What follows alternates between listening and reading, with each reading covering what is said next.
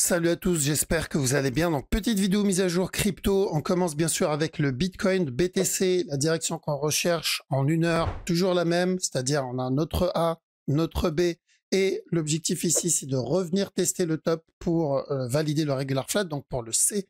Donc, revenir tester les 102 000 $.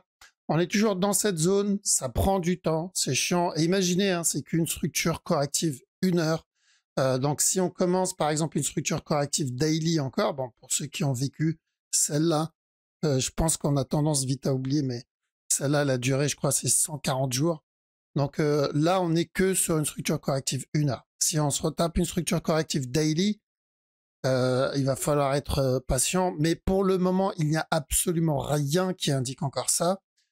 Faut juste surveiller peut-être une 4 heures, ça c'est possible, d'accord, par rapport à ce qu'il donne, parce que si ça c'est le A et ce qu'il donne ici c'est le B et qu'on va venir donner un C ici et ensuite drop pour donner le plus gros regular flat ici, celui-là. Donc là, ça va indiquer une structure corrective probablement 4 heures et il faut être patient, d'accord, il faut être patient. Donc cumuler si on veut cumuler. Ou chercher des setups de vente en interne et d'achat en interne. D'accord. Donc c'est ce qu'on est en train de faire actuellement. Comme on l'a dit, tant qu'on n'a pas pété ce bas-là, on continue à chercher le régular au moins en interne, donc le A, le B et le C.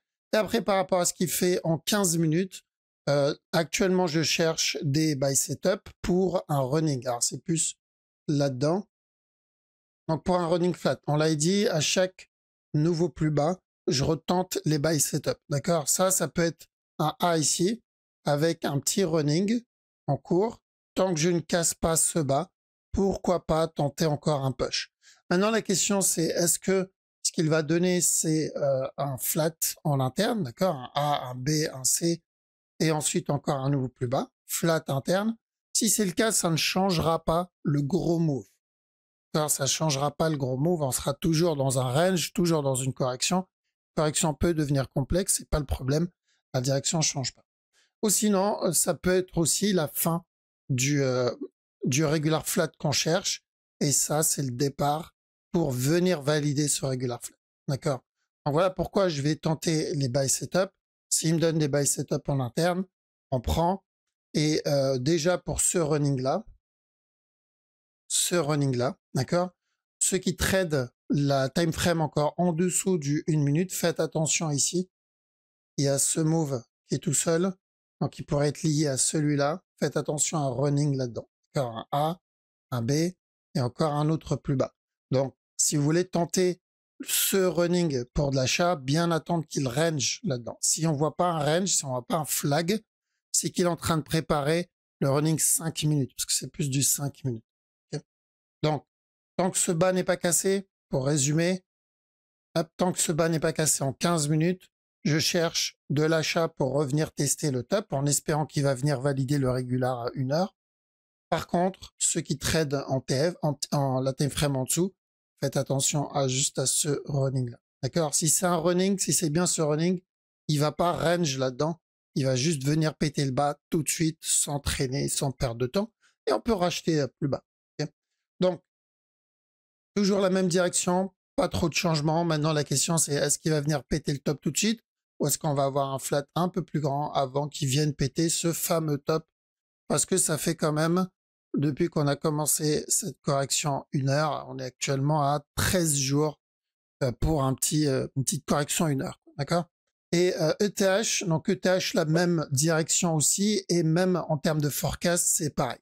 Donc c'est où il vient péter le top tout de suite, ou sinon, et ça serait un peu plus propre s'il vient faire ça, on a un dernier push et ensuite il vient péter le top. Donc on a ça comme A, ce qu'il donne actuellement comme B, revenir valider le C pour un regular flat et ensuite la cassure du top. D'accord? Donc même analyse que Bitcoin. C'est où on a terminé ça, on casse le top et dans ce cas-là, il va juste continuer à push et valider ça. Mais si on le voit drop, on ira quand même pour de l'achat. Donc même objectif, ça fait un petit moment qu'on est là-dedans, c'est pas le mouvement le plus agressif. S'il vient péter le top ici avec un move aussi correctif, bon, clairement, c'est pas très intéressant. Nous, ce qu'on veut, on veut une impulsion. On veut un mouvement qui traîne pas, qui perd pas de temps. Je prends l'exemple celui qu'on a analysé il n'y a pas si longtemps que ça. Rappelez-vous le tel. Tel, je vous avais dit quoi? Je crois qu'on devait être dans cette zone. Je vous ai dit, je fais attention à un drop et ensuite un up. D'accord? Donc, quand on cherche un regular flat, comme là, donc le A, le B et un C, quand je cherche un regular, mon objectif, c'est ça, en fait. C'est un mouvement très agressif qui perd pas de temps. Si je commence à le voir traîner et monter comme ça, c'est pas ça que je recherche. Ça, c'est toujours le risque encore d'un autre flat. Alors, donc, c'est la même chose sur ETH et c'est la même chose sur BTC. On a besoin d'un mouvement très agressif. On n'a pas le temps de prendre et la même chose là-dedans. Si je prends ce regular flat, lequel celui-là, hop, je prends ce regular, voilà, c'est ça que je veux derrière. Je veux une impulsion. Ok, donc sur ETH, si on revient dessus, ce qu'il donne actuellement, c'est pas le mouvement le plus agressif et du coup, je dois faire attention à la possibilité que ça soit un B. Du coup, si c'est un B, forcément c'est un A et donc un C. Alors, donc je dois faire attention à ça. Mais la direction ne change pas, c'est toujours un up pour revenir péter les 2921 à peu près, 2920. BNB, alors BNB, l'objectif sur la grosse time frame dans 4 heures daily, c'est toujours pareil, c'est-à-dire revenir casser ce top-là pour le running flat, d'accord, le A, le B, le C, et ensuite encore un push. Donc ça ne change pas. On n'était pas très loin du top, mais il a retracé en 1 heure. Retracement en 1 heure, ça veut pas dire ça y est, gros retournement. Non, je prends ce mouvement-là comme un A, ce qu'il donne comme potentiellement la correction de ce A. Si j'ai un C derrière, voilà, ça va être la continuation pour venir valider notre objectif. Donc, comptez ce qu'il donne en interne comme faisant partie du B. Ce qu'il donne ici, c'est haussier. Donc, je le vois bien casser le top encore ici en 15 minutes, mais n'oubliez pas que c'est un B. D'accord? Dans cette zone-là, une fois dans cette zone, il peut venir donner le C à tout moment. On a le DOT. Alors, DOT, le TP, le top et donc le TP a bien été cassé, sauf que nous, on aurait aimé quelque chose de plus grand. D'accord? Un A, un B, un C, avant de casser stop. C'est pas trop tard. Pour ça, j'irai pour potentiellement un running. Donc ça, pour moi, c'est toujours un A. Ce qu'il donne un B, ce qu'il a donné, pardon, un B, ce qu'il est en train de donner ici, un C, et encore un autre push. Donc, tant que ce bas n'est pas cassé, je dois faire attention à un running et donc revenir tester le top encore une fois. On a le Litecoin et juste rapidement, bon, ça va concerner le VET aussi. Sur le long terme, n'oubliez pas, pour moi, c'est encore baissier parce qu'on est en train de valider ce running flat. Donc, ce qu'il donne en interne, même s'il push un peu, ça fait partie juste de la structure sur la grosse time frame. Donc le Litecoin. Litecoin, on voulait la cassure du top pour un regular flat. Donc ici, on avait dit de faire attention à un drop. Et ensuite, à la cassure du bas, on cherche le buy pour venir péter ce top. L'objectif n'a pas changé. C'est toujours revenir casser donc les 147, 150 $. Donc ça, c'est toujours bon. Et en interne, on a eu pas mal de setup. On a eu celui-là pour de l'achat qu'on avait vu. Il y a eu celui-ci. Et ensuite, on a eu ce drop. Je vous ai dit, on attend un B, un C et ensuite un up. C'est exactement ce qu'on fait, sauf qu'au lieu que ça soit un régular, on est sur un running, donc un A, un B, un C, et ensuite le up, en espérant que ce up vienne valider le gros flat. Donc, tant qu'on n'a pas cassé ce bas-là, on privilégie les buy setup après avoir terminé notre C. Le C, s'il monte maintenant, ça me semble très léger, donc j'aimerais bien le voir drop encore un peu, et là, ok, pourquoi pas, pour le running, donc pour de l'achat. On a le sol, on a cassé ce bas, nickel. Ce move, c'est toujours un A. Ce qu'il donne, c'est toujours un B. Et à chaque nœud plus bas, on cherche de l'achat pour un C. Et ensuite, encore de la vente. Donc, c'est une structure de continuation. Faites attention, même si on obtient ce up. Donc, s'il vient péter ce bas-là, up, on ira pour un running. Donc, s'il vient le casser tout de suite, on ira quand même pour de l'achat, mais pour un running. Donc, on ne reviendra pas tester stop et quand même de la vente. Par contre, si on a des buy setup avant de venir péter le bas, l'objectif, c'est de casser ce top et ensuite de la vente. D'accord? Donc, ça changera pas, ça changera rien à part l'objectif. Donc, s'il vient péter ce bas, ce sera quand même de l'achat, mais sans casser le top, mais quand même de l'avant. D'accord? Donc, même chose, c'est juste l'objectif qui change dessus. On a le VET aussi, ce qu'il donne, c'est pas trop mal en soi, mais la direction pour le moment, ce qu'il donne là-dedans, pour moi, c'est encore baissier. Donc ça, c'est un A. Ça, c'est un B.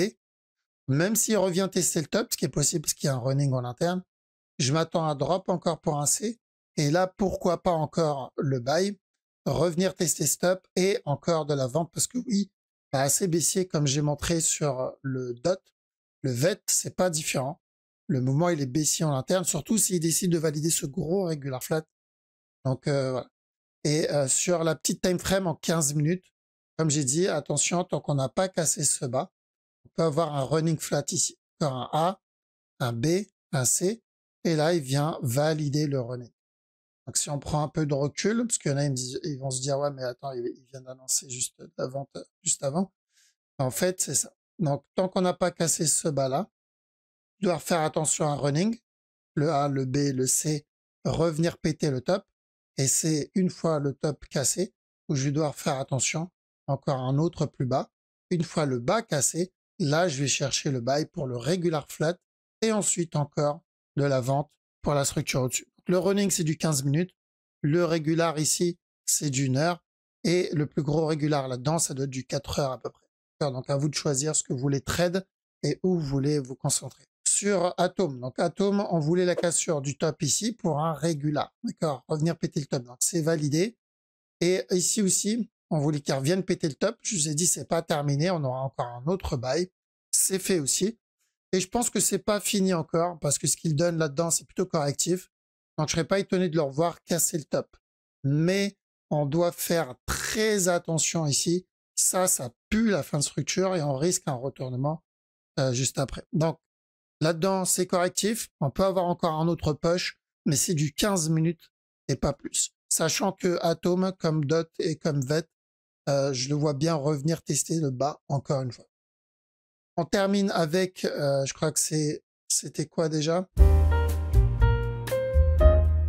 Alors, le Theta, ce mouvement-là est pas trop mal si il se termine, d'accord? Pourquoi? Parce que on a l'impulsion que je considère toujours comme un A. Alors, je vais voir s'il n'y a pas un A précédemment pour éviter le running. Ok, donc non, il n'y a pas. Donc, je considère ce mouvement toujours comme un A. Ce qu'il donne comme un B, donc encore en cours, serait bien qu'il revienne tester ce bas-là, d'accord? Qu'il revienne tester cette zone. Et ensuite, pourquoi pas chercher un push pour le C. Encore un A, un B, un C pour un régular. Mais ça sera quand même baissier plus tard, mais bon, ce sera déjà un bon move. Maintenant, il faudra surveiller juste quel type de C on va avoir. Est-ce qu'il va venir retester ce bas ou est-ce qu'on va avoir le setup avant? Si on a le setup avant, on partira pour un regular flat. Et si on a le setup après, on partira pour un running flat, tout simplement. Donc, s'il continue à push, on partira pour un running flat. Donc, la différence, c'est qu'un regular, il reviendra casser le top. Un running, par contre, on surveillera le point de sortie avant. Un peu comme Atom, ce qu'on cherchait sur Atom. D'accord?